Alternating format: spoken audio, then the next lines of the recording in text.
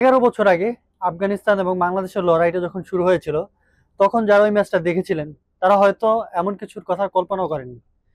আফগানিস্তান তখনও সহযোগী দেশ, সেখান থেকে তারা টেস্ট প্লেইং নেশন হয়েছে।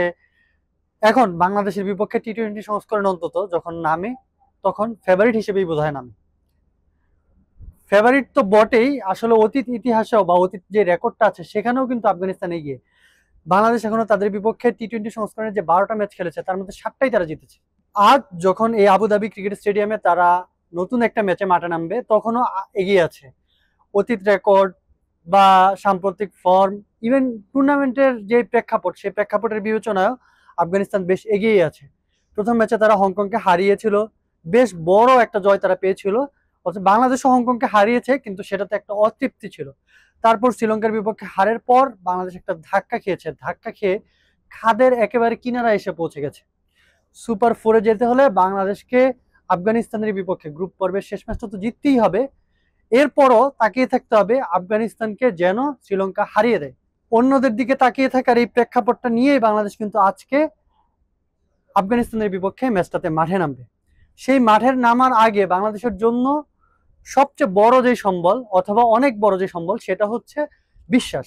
সেই বিশ্বাসের কথাটাই spin bowling coach Mushtaq Ahmed যখন কাল বাংলাদেশ দলের প্রতিনিধি হয়ে এসেছিলেন, তখন তিনি এটাই বলেছেন, সুপার ফোরে যাওয়ার জন্য বিশ্বাসটা তাদের আছে। টিম ম্যানেজমেন্ট এবং কোচিং স্টাফের সদস্যরা চেষ্টা করছেন সেই বিশ্বাসটা যেন খেলোয়াড়দের ভেতরও ছড়িয়ে দেওয়া যায়। অন্যদিকে আফগানিস্তানের যিনি প্রধান কোচ জনাথন ট্রট, তিনি কিন্তু অনেকটা বিনয়ী থেকেছেন। তাকে যখন প্রেস কনফারেন্সে প্রশ্ন করা হয়েছে বাংলাদেশের বিপক্ষে তারা কি ফেভারিট কিনা, নানান কনটেক্সটের কারণেই তারা ফেভারিট কিনা, তিনি কিন্তু সরাসরি উত্তরটা দেননি। তিনি বরঞ্চ বাংলাদেশের সঙ্গে তাদের যে সাম্প্রতিক অতীত, অনেকগুলা ভালো ম্যাচ হয়েছে, অনেকবার বাংলাদেশকে তারা হারিয়েছেন, সেই সুখ স্মৃতিগুলো আবার রোমন্থন করেছেন। এবং রোমন্থন করার পর তিনি বলেছেন যে জয়ের দলটা যেন তারাই হয়, জয়ী দলটা যেন তারাই হয়। সেই জয়ী দলটা হয়তো আফগানিস্তান হবে, কিন্তু সেটা হলে বাংলাদেশের এই টুর্নামেন্ট থেকে ছিটকে যেতে হবে। যেই টুর্নামেন্টে বাংলাদেশ কয়েকবার চ্যাম্পিয়ন হয়েছে বলে কাল প্রেস কনফারেন্সে কিন্তু ভুলও করেছিলেন আফগানিস্তানের যিনি কোচ এসেছিলেন জনাথন ট্রট। যদিও পরে থেকে শুধরে দেওয়ার পরও তিনি ভেবেছিলেন যে ওয়ানডে ফরম্যাটে অন্তত বাংলাদেশ চ্যাম্পিয়ন হয়েছে, কিন্তু পরে যখন নিশ্চিত হয়ে গেল যে বাংলাদেশ দল আসলে কোনো সংস্করণেই এশিয়া কাপে কখনো চ্যাম্পিয়ন হয়নি, 3বার ফাইনাল খেলেছে কিন্তু কখনো চ্যাম্পিয়ন হতে পারেনি, তখন কিন্তু একটু মানে অবিশ্বাসী ছিল জনাথন ট্রটের চোখে এবং কণ্ঠে। তো সেই অবিশ্বাসটা এবারও বাংলাদেশ আসলে দূর করতে পারবে বলে এখন পর্যন্ত মনে হচ্ছে না, কারণ তাদের জন্য কঠিন একটা পথ।